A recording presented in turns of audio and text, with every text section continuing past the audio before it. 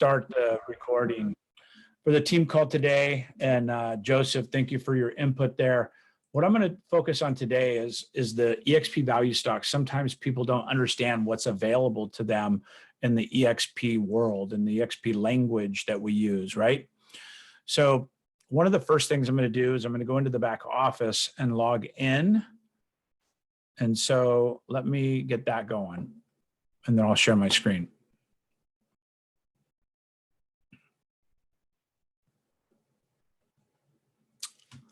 Man, I know how meetings are. People start showing up in a couple minutes here. Yeah, it's all right. You know, sometimes we have a big crowd, sometimes we don't. I know there's a training going on today, so a lot of people are on that.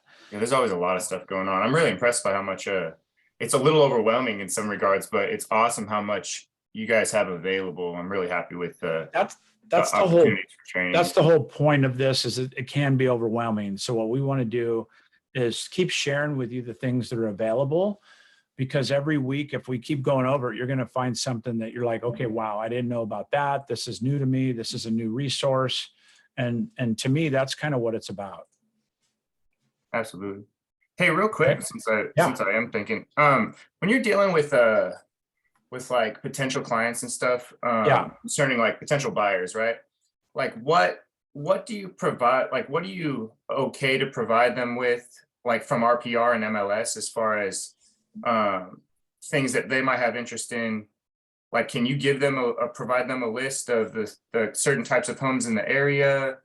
You can, because I have a probably 3 or 4 individuals that have interest in multifamilies, like duplexes and things like that. Yep. And I was just wondering what I could provide them to kind of move that forward. That's a great question. You can provide them anything you want to on the MLS other than private remarks. Private remarks are going to be the areas that are for agent eyes only. Usually they contain passwords, door codes, gate codes, confidential information. Anything you would want the general public. Yeah, I've seen everything from like in the private remarks, the homeowner is a police officer. Okay. They do not want everybody knowing he's a police officer. So, you know, don't do public records and find that out. Obviously, they have the right to know at some point, but they're buying a house. Not something you want to promote. You don't want to promote it in public comments, right? Okay. So sometimes they will say that. They may say you might see things in the house that could be offensive to some people. I'm just letting you know, things like that that are private. Okay. Most of the time it's reserved for gate codes, alarm codes. But remember, you might have somebody's alarm code in the MLS, so you have to preserve that. A couple times in my career, on accident, I've provided them the agent report, which is different than the public report. The agent report will have all the public remarks on it with gate codes, combos, and stuff. So be cautious of that. Outside of that, you can provide anything that is available. It's considered public. You could provide them investment properties. You could search for these yourself within the MLS. The MLS has a large range of opportunities for you to look into things. And one of the things that I suggest, Joseph, in my coaching, is to make looking at the MLS a daily activity in your real estate life. Like, it's the very first thing I do when I was production-based real estate. Very first thing, get into the office, open my computer, and look at the MLS. Look at the hot sheet. Look at the things that are maybe going to be valuable to you, and what, you know, to see how many new listings, how many pendings, how many expireds, how many canceled. All this stuff is going to be really good for you as you look at, keeping track of what's happening in the real estate space. I like to know what's going on behind the scenes and research stuff, so I'm super down with that. Yeah. So for instance, I'm going to show my screen for a second here. So this is our MLS. If you look at it, I'll make my screen bigger here. So actually I need to make it smaller so I can see it. So as you look at our MLS, it's got upcoming things in the WVMLS, right? And over here, you got how many new properties that came on the market today, how many expired, 0, which, you know, this is a day today. And then you have 18 price changes. So look, you got 16 new homes on the market, 18 price changes, 99 on the hot list because it's Monday. The hot list goes from Friday to Monday. And then you have 12 sold over the weekend. And then you have 380 pending that are kind of a static number in the MLS. Okay. So if you click on the 16, you could easily just glance at all the new properties that came on this weekend. So if you're looking at a price point, you can click this and go price point based. There's a new one for 1.2 million. We could pull it up. We can see all the information. You see the private remarks. This is what I was talking about. Per past contract with the county, additional home sites approved for manufactured home. It has its own pump house and septic. Buyer to do all due diligence require approval of a manufactured home. See documents for soil information, 19 acre fertilized yearly. So they don't want that in the public remarks, right? So you can see that he's got 29.228 acres up here, right here. But it says 19 acres of fertilized yearly.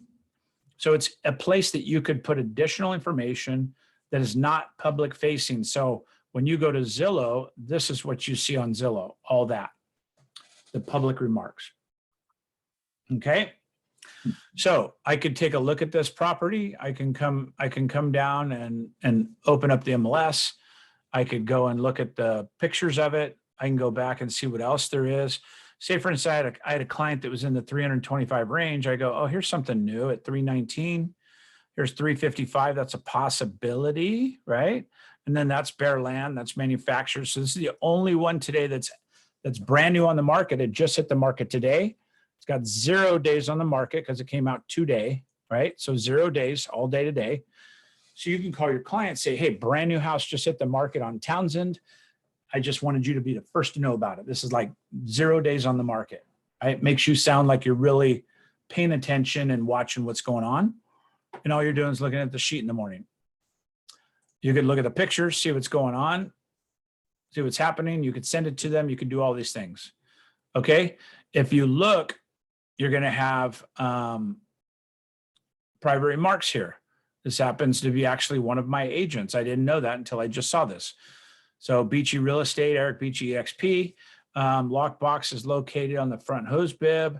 Contact Eric Beachy for showings.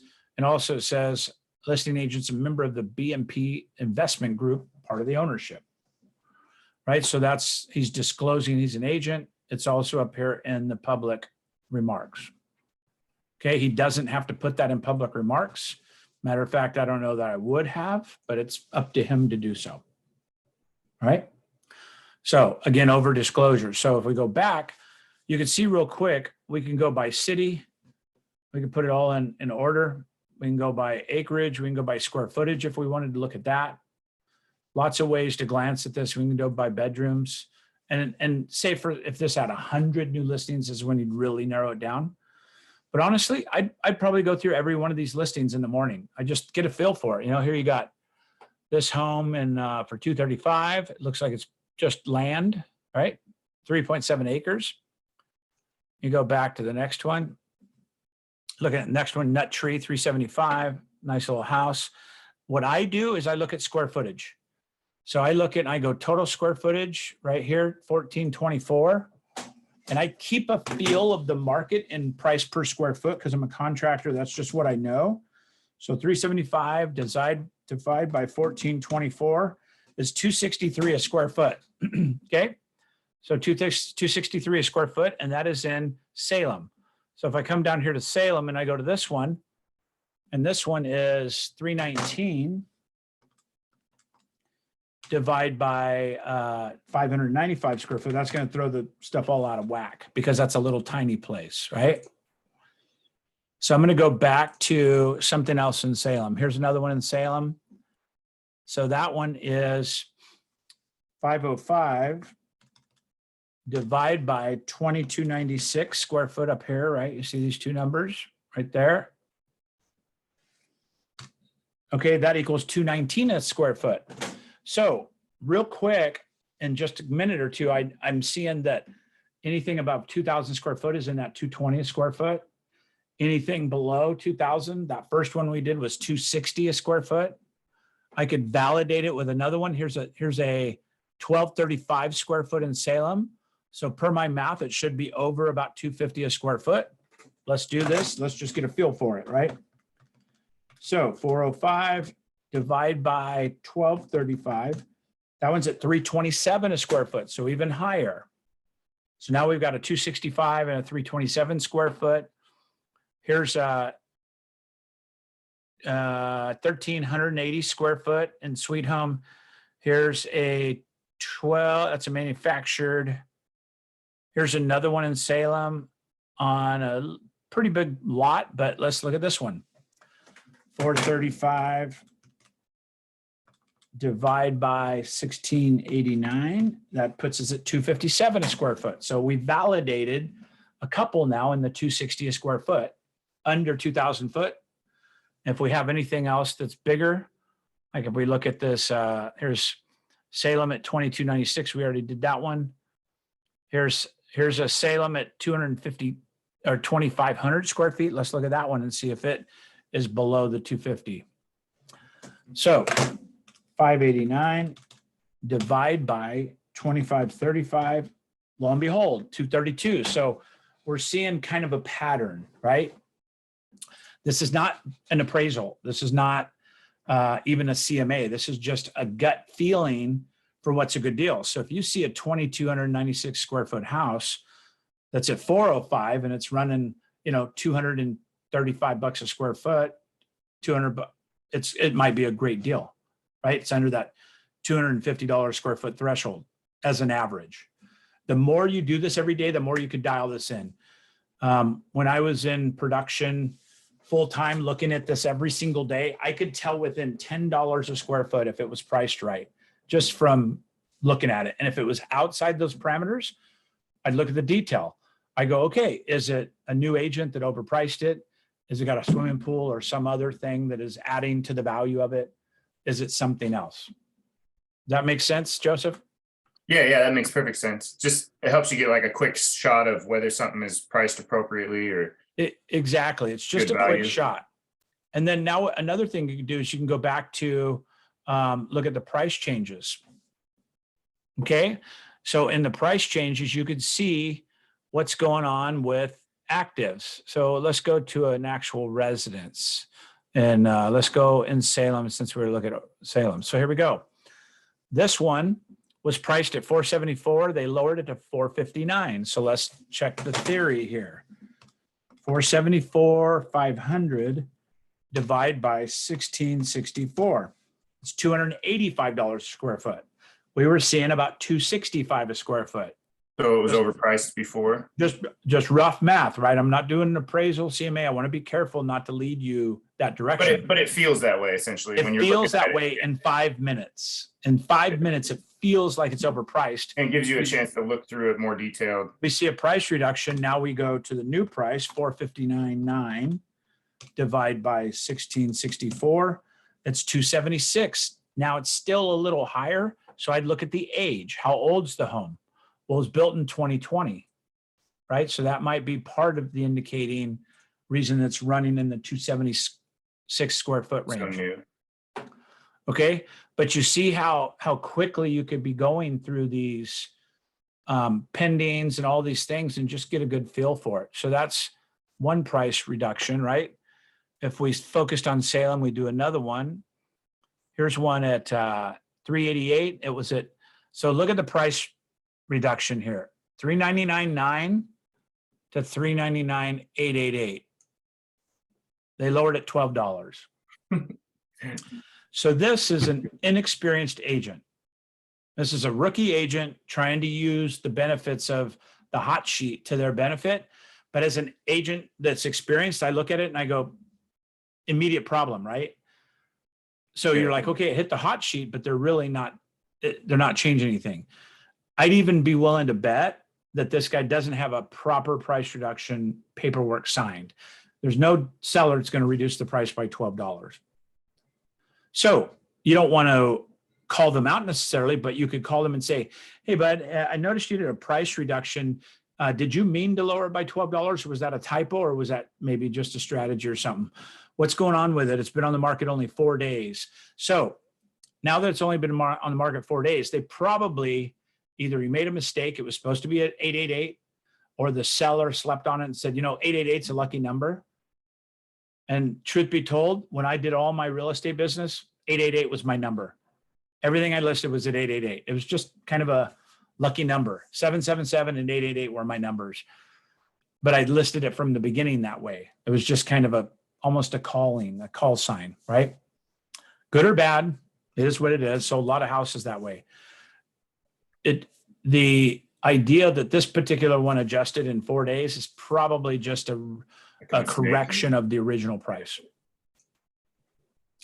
All right. So if we go look at something else in Salem, here's one at, that's a manufactured home. So we haven't really looked at manufactured. We could take a look, but they were at 144.9. They lowered it to 119. What's that tell you right now? It dropped, that it might have been overpriced initially. Maybe, or motivation. Motivation's changed, right? They want to get out. They want to get out now. Yeah, so they're at 144.9 minus 10% is 130, and they're at 119. So they lowered it 15%. Okay. So you might, if you have a client that's in this price range, maybe their max is 100 or 110, you might have a conversation with the agent and say, hey, very nice, aggressive price reduction. By the way, showing instructions, it shows vacant right here. So it's vacant. They lowered it 15%. All that speaks motivation to me. So they're already moved on. They're paying somewhere else, and now they're sitting on this home, something like that. Yeah. You could ask the selling agent those questions, and if he's willing to give you the answer, he shouldn't. But if he does, it's okay. It happens all the time, right? For sure. Because if they give you too much information about motivation, then it puts them in a position of weakness and you in a position of strength. The client, yeah. And so, like for instance, what I'll do, like if you're trying to preserve your client, Joseph, right? And you're trying to not give away too much information, they're really desperate. They already moved on. They don't want to make this payment anymore, but you're like, yeah, bring in your best offer. I'm just fighting for my client. I go, no problem, Joseph. Listen, just real quick question. Are they cool with a 60-day escrow conventional? Or if we could close in like 5 days all cash, would that be more valuable to them? Right? So you not knowing that you're giving away their position, you might say, yeah, that'd probably be better for them. Awesome. So there's value in us closing fast. Is that what I'm hearing? Yeah, that's accurate. Okay, awesome. Does it matter if it's cash or a loan if we do it fast? Right? I could keep asking questions to get into a dialogue with them that they might say, hey man, they've got another house in escrow. They might lose it if they don't, do the increased deposit. So if you had cash in the next 10 days, that'd mean a lot to them. So then guess what? I have the power. I say, hey, I'm willing to close in 7 days, but my max offer is 100 grand, but I'm willing to close in 7 days. And I'll put 10 grand to show you good faith that I'll close in 7 days. Right? All because the agent let me know that they have another contingent offer somewhere. So let this both be a guide and an understanding that what you say can hurt or help your clients. So after years, I just say, hey man, bring your best offer. Yeah, if you can close in 7 days, that's awesome. 7 is always better than 30. Well, do they need the money? No, they don't need the money. Or everybody needs money, right? I'm vague. Everybody needs money. Show me the money. Let's get this together. Let's do it, man. You look like a nice guy. Let's make it happen, right? What do I need to do to help you close this in 7 days? So I could turn it around on them and treat it where it's different conversation than giving away the potential posture of the sellers. That helpful? Yeah, that makes great sense. Awesome. So one other thing is you can go in and you can look at what's sold. So solds are the only time you really understand what they sold for in terms of price. So now that I've established the cost of what they're listed at, somewhere around the 250 to 275 a square foot range in Salem, I can now go validate it right here. Let's go Salem. This 235 right here. So 235 or 2,395 square feet. That looks like, and it was built in 2004. So it's sold for $524,900, right? That's the actual sales price. So when you see the price up here after it's closed, that's the actual sales price. So sold for $254,900. It was listed at $524,900. That means they sold it for what it was listed for. They might have got concessions we don't know about yet. But for right now, let's divide that by 23 295. That gives us 219 a square foot, which is right in line with what I'd expect, because we were seeing about 235 a square foot on the actives. So only in one, I'm kind of validating that we're seeing the above that square footage of 2,000, somewhere in that 220 a square foot range, right? That one was 219 a square foot. So if we go back to another one to try and firm that up, here's an awful big one. This is 3,100 square foot. That's going to be a little out of whack because it's on a half an acre and it's a very big house. But for instance, let's look at this one. Oh, that's in Dallas. Salem, that's a big square footage. Couple big houses sold square footage wise. So this one is 35, 39 square foot. It's on a standard size lot, but it's sold for 825. So it's probably on the golf course, Cambridge Woods. So again, you might need to throw out some of these anomalies if it seems like it's way out of whack. But in that particular case, let's see what the square footage cost was, because the appraisers are using some of these formulas as well. Divide by 35, 39. Yeah, 233 a square foot. So actually it's right in line with what we talked about. Even though it's sold for 800,000, it's still in line with that 220 to 235 a square foot range.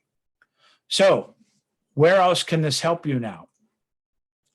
I thought I was sharing my screen. Sorry, you guys couldn't see what I was talking about there. I thought I was still sharing my screen, so that probably wasn't that helpful with me clicking all the buttons and looking at the listings, but you see the method there. So now if somebody calls you, Joseph, and they have a house in Salem for sale, right? And they say, yeah, I'd like to meet with you and list our house. No problem. What's the square footage of your house? It's 2,300 square foot, built in 10 years ago, right? So if we go 2,300 times, we said that 225, 235 range. So let's just go 235. That's 540, 500. In a minute, I have a parameter of what they're thinking. So I could say, hey, it sounds like you're probably in that 500,000 to 600,000 range based on square footage. Does that sound about accurate? And if they say, well, that'd be great if we can get that, right? That's information. Bless you. And if they say, well, honestly, we were hoping to push that up a little bit, that's information as well. Hey, it looks like my numbers are saying that we could support maybe even up to 600 grand on this thing, but what were you thinking? We wouldn't sell it for less than 750. Yeah, let me do a little homework. Now you got some information, right?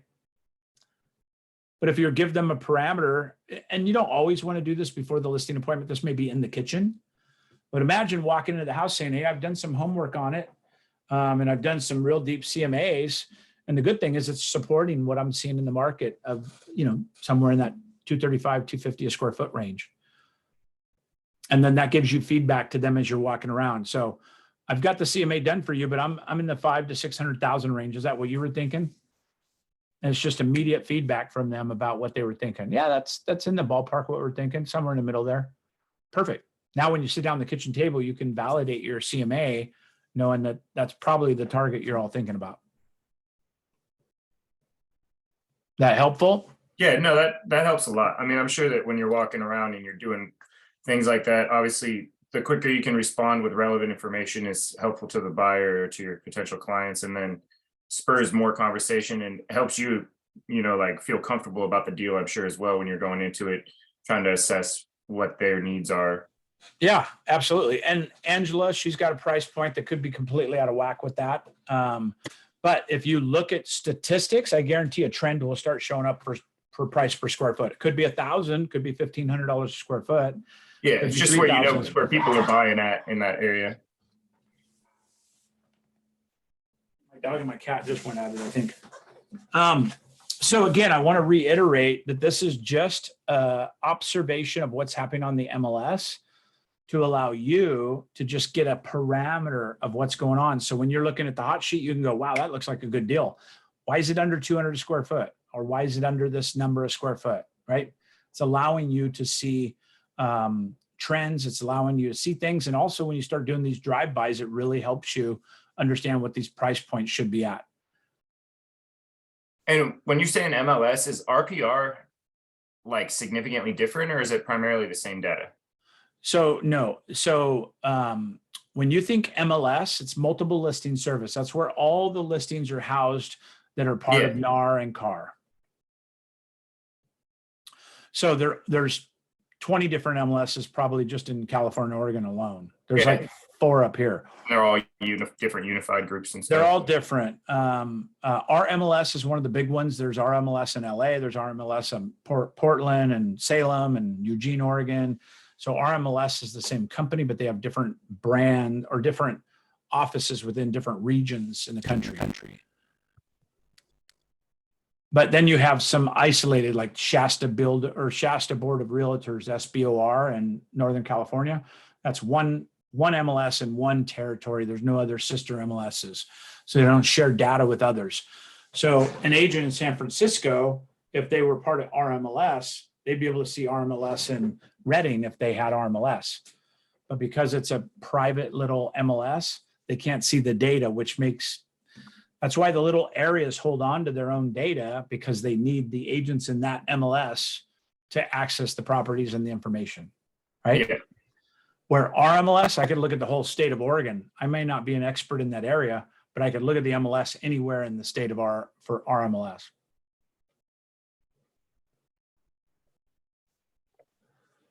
All right. Any questions with that before we wrap up here? Okay, cool. Hopefully that was helpful. I encourage you to look at that hot sheet every day. I think it's probably one of the best things you could do to stay in tune with what's going on in the market and also what's happening. Imagine being able to tell your seller, oh yeah, I know the subdivision you're in, there's been 3-4 houses that have came up there in the last 30 days I've been noticing. And you could start identifying, yeah, that one over there is sold now, this one. And you could do that really quickly within your MLS just by watching the hot sheet and getting educated on that. All right. All right, cool. Have a great day. I appreciate you being here. Hopefully that's helpful for you. And if you need anything, just holla. For sure. Thanks, Randy. Okay, have a great day. Thanks for being here. See you guys.